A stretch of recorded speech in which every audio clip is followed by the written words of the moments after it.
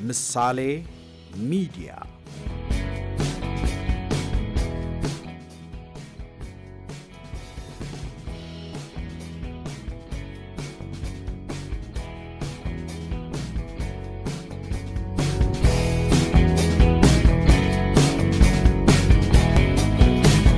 ምሳሌ ሚዲያ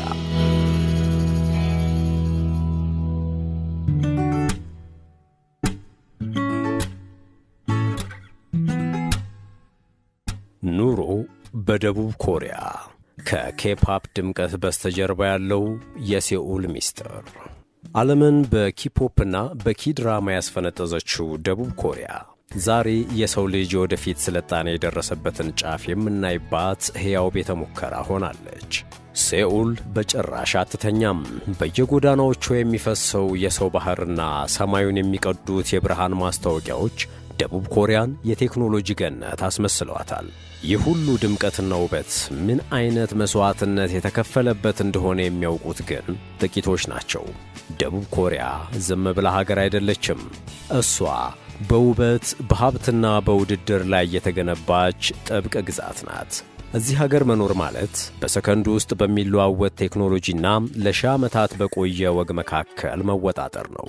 ከዓለም እጅግ ፈጣኑ ኢንተርኔት ባለቤት የሆነችው ይህች ምድር የሰዎቹን የኑሮ ፍጥነት ልክ እንደ ኢንተርኔቷ ፈጣን አድርገዋለች። ምናልባትም እርስዎ ወደ ደቡብ ኮሪያ ለመሄድ አስበው ሊሆን ይችላል። ታዲያ ሴኡል ሲገቡ የሚጠብቁት እውነታ ምንድን ነው? የቴክኖሎጂ ምቾት ወይስ የማያቋርጥ የሥራ ጫና? ጤና ይስጥልን ውድ የቻናላችን ቤተሰቦች እንዴት አላችሁ? በዚህ ዝግጅት በሀገረ ደቡብ ኮሪያ ያለውን ትክክለኛ የሕይወት ዘይቤና ማንም የማይነግራችሁን የፓሊ ወይም ፈጣን ባህል ሚስጥርን እንፈትሻለን። በደቡብ ኮሪያ ኑሮ ለመጀመር ለምታስቡም ሆነ ስለ ሀገሪቱ ለማወቅ ለምትፈልጉ ይህ መሰናዶ ወሳኝ መረጃን ይዟል። ወደ ሃንግ ወንዝ ዳርቻና ወደ ሴኡል ሰማይ ጠቀስ ሕንፃዎች አብረን እንዘልቃለን። ደቡብ ኮሪያ ውስጥ ሕይወት የሚመራው በውድድር ነው። ከሕፃንነታቸው ጀምሮ ምርጥ ለመሆን የሚፋለሙት ኮሪያውያን ሀገራቸውን በአጭር ጊዜ ውስጥ ከድህነት አውጥተው ከዓለም ሀያላን አገራት ተርታ አሰልፈዋታል። ይህ የሃን ወንዝ ተአምር ተብሎ የሚጠራው እድገት ግን በሕዝቡ ስነ ልቦና ላይ ያሳደረው ተጽዕኖ ቀላል አይደለም። ጉዳዩን አንድ በአንድ እንመረምረዋለን። የፕላስቲክ ሰርጀሪ፣ የትምህርት ጥራት፣ የሮቦቶችን አገልግሎትና የብቸኝነትን ስቃይም በዝርዝር የምንመለከተው ይሆናል። ደቡብ ኮሪያ የዓለማችን የቴክኖሎጂን አቅጣጫ የምትወስን አገር ናት። ሳምሰንግና ኤልጂን የመሰሉ ግዙፍ ተቋማት መገኛ የሆነችው ይህች ምድር በእያንዳንዱ ዜጋ ሕይወት ውስጥ ቴክኖሎጂን እንዴት እንደሰገሰገች ስናይ ትገረማላችሁ። ጉዞአችንን ከሴኡል እምብርት እንጀምራለን። እስከ ዝግጅታችን ፍጻሜ ድረስ አብራችሁን ቆዩ።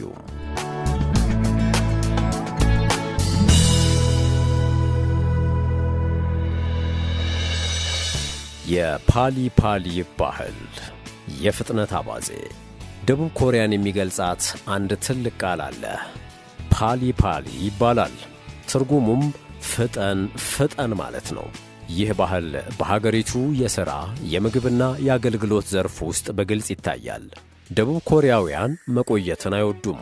ማንኛውንም ነገር በደቂቃዎች ውስጥ መከናወን አለበት። ይህ የፍጥነት አባዜ ሀገሪቱን በአጭር ጊዜ ውስጥ እንድታድግ ቢረዳትም በነዋሪዎቿ ላይ ግን የማያቋርጥ ጭንቀትን ፈጥሯል። እዚህ ሀገር ውስጥ ምግብ ስታዙ በደቂቃዎች ውስጥ ጠረጴዛችሁ ላይ ይደርሳል። ኢንተርኔት ስትጠቀሙ ሰከንድ ከዘገየ እንደ ትልቅ ውድቀት ይቆጠራል። ፓሊ ማለት በሰዓቱ መድረስ ብቻ ሳይሆን ከሰዓቱ ቀድሞ መገኘት ማለት ነው። ይህ የኑሮ ዘይቤ ለውጭ ሀገር ዜጎች መጀመሪያ ላይ ግርታን ቢፈጥርም አንዴ ከተላመዱት በኋላ ግን ዓለም በጣም የዘገየች መስላ ትታያቸዋለች። ይህ ፍጥነት በሥራው ዓለም ውስጥ እጅግ የከፋ ነው። ሠራተኞች ከባለሥልጣናቶቻቸው በፊት ቢሮ ገብተው ከእነሱ በኋላ መውጣት አለባቸው። ያገን ወይም የትርፍ ሰዓት ሥራ እንደ ግዴታ ሳይሆን እንደ ባህል ይቆጠራል። ለዚህ ነው በሴኡል ያሉ የቢሮ ሕንፃዎች መብራት እስከ ንጋት ድረስ የማይጠፋው። በደቡብ ኮሪያ መኖር ማለት በእረፍትና በሥራ መካከል ያለውን መስመር ማጥፋት ማለት ነው። የትራንስፖርት አገልግሎቱም የዚህ ባህል ውጤት ነው። ባቡሮችና አውቶቡሶች አንድ ሰከንድ ሳይዘገዩ በጣቢያው ይገኛሉ። መዘግየት ማለት በኮሪያውያን ዘንድ የትልቅ ስድብ ያህል ይታያል። ይህ የጊዜ አጠቃቀም ጥራት ደቡብ ኮሪያን በዓለም ቀዳሚ ካደረጓት ሚስጥሮች አንዱ ቢሆንም ሰዎች ቆም ብሎ ማሰብ የሚለውን የተፈጥሮ ፍላጎት እንዲዘነጉት አድርጓል። በዚህ የፍጥነት ሩጫ ውስጥ ትልቁ ተጎጂ ሰላማዊ እንቅልፍ ነው። ደቡብ ኮሪያውያን በአማካይ በዓለም ዝቅተኛውን የእንቅልፍ ሰዓት የሚያሳልፉ ሕዝቦች ናቸው። በካፌዎች ውስጥ ተኝተው የሚታዩ ሠራተኞችና ተማሪዎች የተለመደ ትዕይንት ናቸው። ኑሮ በደቡብ ኮሪያም በሞተር እንደታገዘ ሩጫ ያለ እረፍት ይቀጥላል። ይህ የፓሊ ወይም የፍጥነት ባህል ደቡብ ኮሪያን የፈጠራ ማዕከል አድርጓታል። አዳዲስ ቴክኖሎጂዎች የሚወለዱት ከዚህ የፍጥነት ፍላጎት ነው።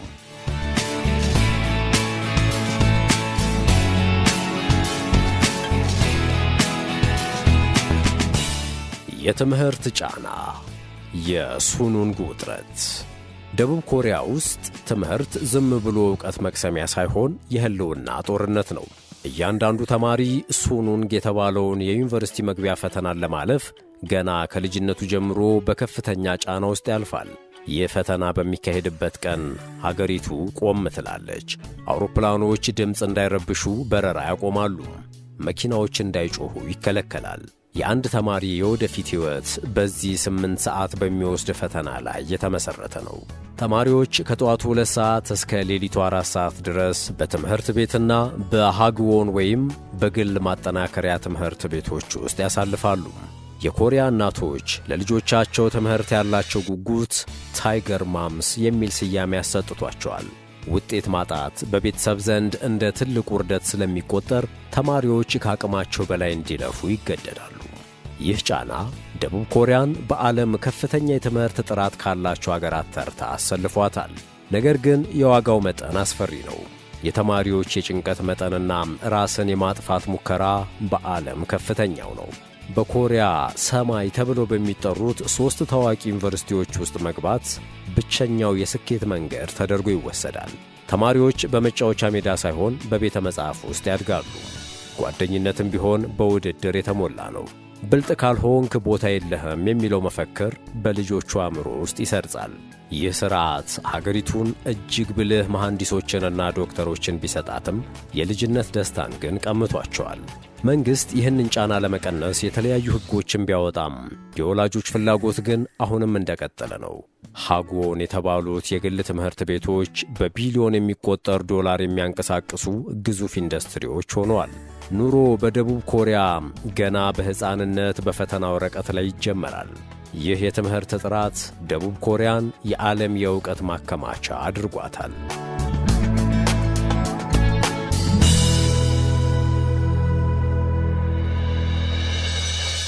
የውበት አምልኮ፣ የፕላስቲክ ሰርጀሪ መዲና። ደቡብ ኮሪያ የዓለም የፕላስቲክ ሰርጀሪ ዋና ከተማ ተብላ ትጠራለች። እዚህ ሀገር ውስጥ ውበት የግል ምርጫ ሳይሆን የማኅበራዊ ስኬት ቁልፍ ነው። ሥራ ለማግኘት፣ ትዳር ለመመስረት ወይም ተቀባይነት ለማግኘት ቆንጆ መሆን ግዴታ ነው። ይህም ደቡብ ኮሪያን በዓለም ከፍተኛው የፕላስቲክ ሰርጀሪ ቁጥር እንዲኖራት አድርጓታል። ወላጆች ለልጆቻቸው የሁለተኛ ደረጃ ትምህርት ማጠናቀቂያ ስጦታ አድርገው የዐይን ወይንም የአፍንጫ ቀዶ ጥገናን ይሰጣሉ። ባለ 2 ሽፋን ዐይን የሚባለውን ማግኘት በኮሪያውያን ዘንድ በጣም የተለመደ ነው። ውበት እንደ ሀብት በሚታይባት ኮሪያ ፊትህን ካላስተካከልክ ለራስህ ክብር እንደሌለ ተደርጎ ይወሰዳል። የኪፖፕ ኮከቦችና ተዋናዮች ለዚህ የውበት መስፈርት ትልቁን ሚና ይጫወታሉ። ሁሉም ሰው እነሱን ለመምሰል ይጥራል።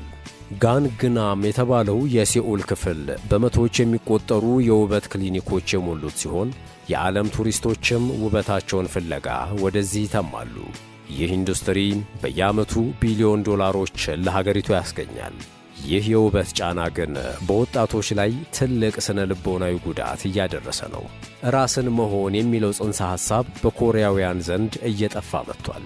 ሁሉም ሰው ተመሳሳይ ፊትና ተመሳሳይ ቅርጽ እንዲኖረው ይፈልጋል። ይህ ደግሞ ግለሰባዊነትን አጥፍቶ የአምሳያ ማኅበረሰብን እየፈጠረ ነው። የመዋቢያ ምርቶች ወይም ኬ-ቢዩቲ ሌላው የሀገሪቱ ኩራት ነው። ወንዶችም ቢሆኑ እንደ ሴቶች ሁሉ ሜካፕ መጠቀምና ቆዳቸውን መንከባከብ ባህላቸው ነው። ኑሮ በደቡብ ኮሪያ ከመስታወት ፊት ሳይቆሙ የማይታሰብ ነው። ውበት እዚህ ጋር ሳይንስና ሃይማኖት ሆኗል። ይህ የውበት ጥራት ኮሪያውያን በዓለም ላይ ካሉ ማራኪ ሕዝቦች ተርታ እንዲመደቡ አድርጓቸዋል።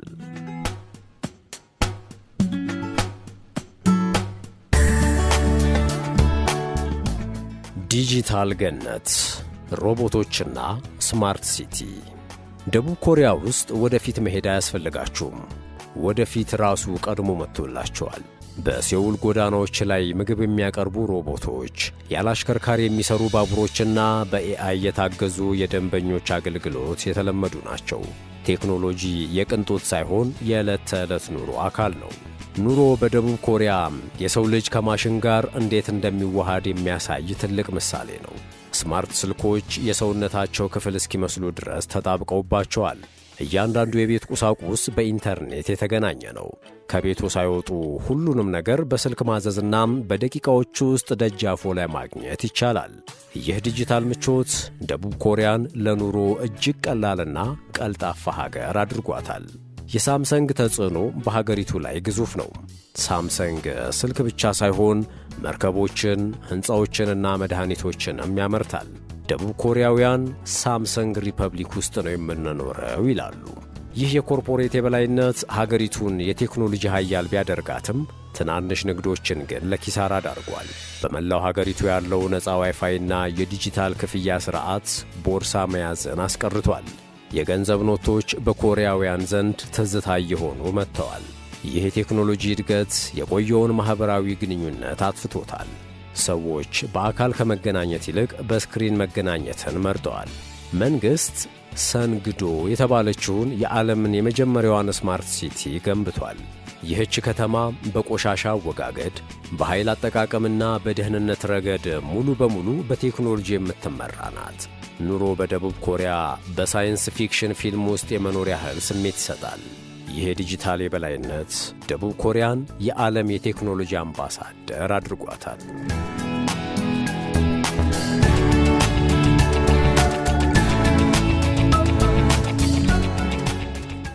የብቸኝነት ስቃይ፣ ሆልጆክና ሆንባፕ። ከቴክኖሎጂውና ከድምቀቱ በስተጀርባ ደቡብ ኮሪያ በትልቅ የብቸኝነት ቀውስ ውስጥ ትገኛለች። ሆንባፕ ትርጉሙ ለብቻ መመገብ ማለት ሲሆን ዛሬ በሴውል ካፌዎች ውስጥ እጅግ የተለመደ ትዕይንት ነው። ወጣቶች ትዳር መመስረትንና ልጅ መውለድን እየተዉት ነው። ይህም ደቡብ ኮሪያን በዓለም ዝቅተኛው የልደት መጠን ያላት ሀገር አድርጓታል። በዚህች ሀገር ሆልጆክ የሚባል አዲስ ማኅበረሰብም ተፈጥሯል። እነዚህ ሰዎች ለብቻቸው መኖርን፣ መዝናናትንና መጓዝን የሚመርጡ ናቸው። የቤት ኪራይ ውድነትና የሥራ ጫና ወጣቶች ቤተሰብ እንዳይመሰርቱ እንቅፋት ሆኖባቸዋል። ይህ የብቸኝነት ባህል ሀገሪቱን ወደ እርጅና ዘመን እየገፋት ነው። የጃፓን ሂኪኮሞሪ አይነት በኮሪያም ተከስቷል። በሺዎች የሚቆጠሩ ወጣቶች ከቤታቸው ሳይወጡ ለወራት በብቸኝነት ይኖራሉ። ይህ ሁኔታ መንግሥትን ክፉኛ ስላሳስበው ወጣቶችን ወደ ማኅበራዊ ሕይወት ለመመለስ የተለያዩ ድጎማዎችን እየሰጠ ይገኛል። ኑሮ በደቡብ ኮሪያ በሰው የተሞላች ከተማ ውስጥ ብቻን እንደመኖር ነው። አረጋውያንም ቢሆኑ የዚህ ተጎጂ ናቸው። ልጆቻቸው በሥራ ስለሚወጠሩ ብዙ አረጋውያን በመጠለያዎች ወይም በብቸኝነት ሕይወታቸውን ያሳልፋሉ። ይህ የባህል ለውጥ የኮሪያን የቆየ የቤተሰብ እሴት አፍርሶታል። ፍቅር በገንዘብና በሥራ ተተክቷል። የኢኮኖሚ ልዩነቱም ሌላው የብቸኝነት ምንጭ ነው። ፓራሳይት በተሰኘው ፊልም ላይ የታየው በሀብታሞችና በድሆች መካከል ያለው ልዩነት እውነት ነው።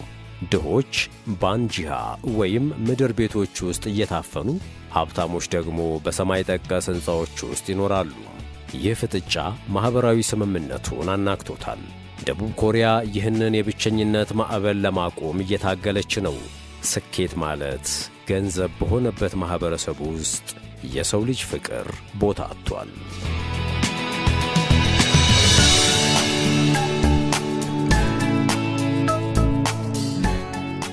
የጣዕም ዓለም፣ የኮሪያ ምግብና መዝናኛ። ኑሮ በደቡብ ኮሪያ ያለ ምግብ አይታሰብም። ኪምቺ የሀገሪቱ ብሔራዊ ምልክት ነው። ኮሪያውያን ያለ ኪምቺ ምግብ አይበሉም። የኮሪያ ምግብ ወይም ኬፉድ ጤናማና ጣፋጭ በመሆኑ ዛሬ በዓለም ዙሪያ ተወዳጅነትን አትርፏል። በጎዳናዎች ላይ የሚሸጡት ተክቦኪና ኦዴንግ የሴኡልን ምሽት ያጣፍጣሉ። ሶጁ በመባል የሚታወቀው የመጠጥ ባህሉም እጅግ ጠንካራ ነው። ከሥራ በኋላ ከሥራ ባልደረቦች ጋር መጠጣት እንደ ቦንድ ወይም ትስስር መፍጠሪያ ይታያል። ሃዌሲክ ወይም የኩባንያ እራት ግዴታ ባይሆንም ላለመገለል ሲባል ሁሉም ይሳተፋል። እዚህ ጋር ነው በሥራ የታፈነው ስሜት በሳቅና በጨዋታ የሚፈነዳው። ኖሬባንግ ወይም ካራኦኬ የኮሪያውያን ትልቁ መዝናኛ ነው። ማንም ሰው ፕሮፌሽናል ዘፋኝ ባይሆንም እዚያ ገብቶ በመጮህ የጭንቀት መንፈሱን ያባረራል። ሙዚቃ ለኮሪያውያን የሕይወት እስትንፋስ ነው። የኬፓፕ ኮንሰርቶች ደግሞ ሀገሪቱን የዓለም ወጣቶች መዳረሻ አድርገዋታል። የሃንግ ወንዝ ፓርኮች ለሽርሽር ምቹ ናቸው። ሰዎች ቅዳሜና እሁድ ድንኳን ይዘው በመውጣት ዘና ይላሉ። ይህ ተፈጥሮን የማጣጣም ፍላጎት በከተማው ሩጫ ውስጥ ትልቅ እፎይታ ነው። ደቡብ ኮሪያውያን ጠንክረው እንደሚሰሩት ሁሉ ጠንክረው መዝናናትም ያውቁበታል። የፊልምና የድራማ ኢንዱስትሪው ደግሞ ሀገሪቱን የባህል ኃያል አድርጓታል። የኮሪያ ድራማዎች የሰዎችን ስሜት የመንካት አስደናቂ ብቃት አላቸው። ይህ ሃሊዩ ወይም የኮሪያ ማዕበል የሀገሪቱን ገጽታ ለዓለም በሚያምር ሁኔታ ቀብቶታል። ኑሮ በደቡብ ኮሪያ ሁልጊዜም እንደ ፊልም ትዕይንት ማራኪ ነው። ይህ የጣዕምና የመዝናኛ ጥራት ደቡብ ኮሪያን የዓለም የቱሪዝም ማዕከል አድርጓታል። ኮሪያውያን በባህላቸው ይኮራሉ፣ ለዓለምም ለማሳየት አይሰለቹም።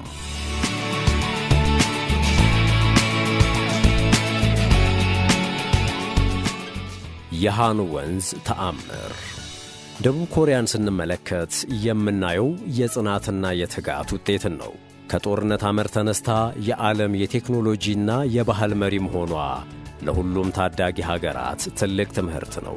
የደቡብ ኮሪያ ውርስ በሳምሰንግ ስልኮች፣ በኬፓፕ ዜማዎችና በዘመናዊ ከተሞቿ ውስጥ ለዘላለም ይኖራል።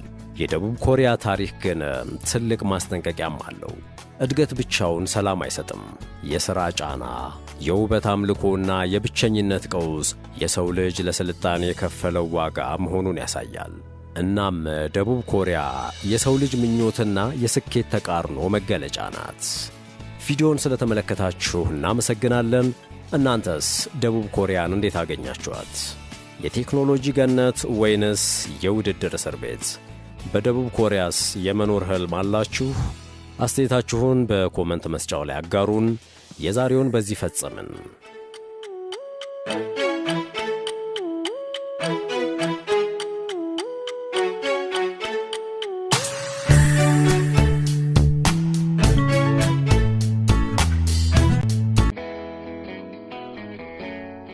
ምሳሌ ሚዲያ